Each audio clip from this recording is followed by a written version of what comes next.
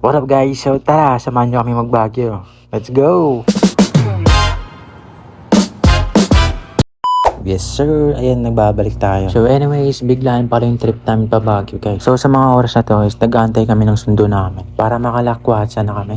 So ayan guys, yan pala yung view ng condo namin. So andito, bumaba na kami kasi nag-chat na yung driver namin. Finally, ayan, papunta na kami Baguio. And I'm very sorry guys if ganito ako magsalita ngayon kasi kakabit lang ng braces ko. Didmahin nyo na lang guys, okay? Grabe ang cute guys no? Sana makabili ako na ito soon. So by the way guys, yung biyahe pala namin is mga 3 to 4 hours. Kaya madalang biyahe ito guys. Pero it's okay kasi worth it naman yung pupuntahan namin, di ba? Nag-stop pala kami dito guys para magpagas and also iihi natin.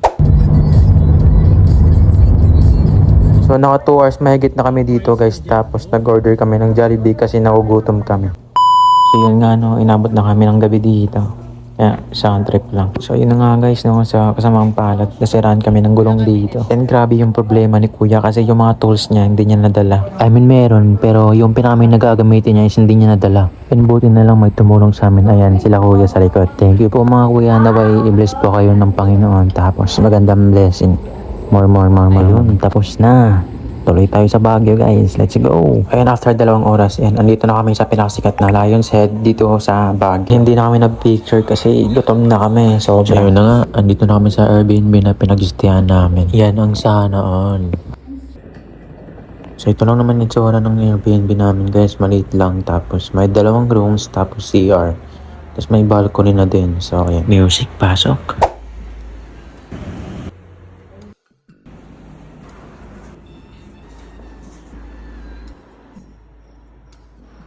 Oops, yan lang. So yan guys, going kami sa baba para kumain kasi gutom na. Ayan, welcome to Baguio guys. Oh. Ayun guys, dito naglilibot kami kasi naghanap kami ng pagkainan kasi nakagutom na guys, legit. Pero grabe guys, legit.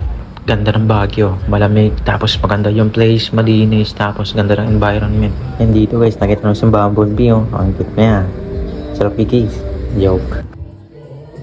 So, andito na kami guys and dito kami kakain sa Horn Pub. So, dito guys, cute ni mama kasi ginaya niya si Ate Erica. And pagdating namin guys, may kumanda. Grabe, galing ni ate. Ganda ng boses.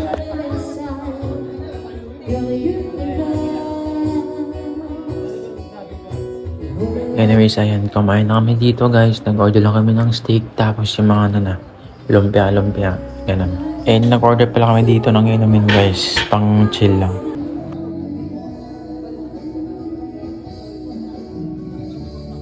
So yan mga tol, tapos na may kumain, tapos umuwi na kami kasi need namin magpahinga. And sa mga nanood hanggang dulo guys, thank you so much and see you sa part 2 mga tol.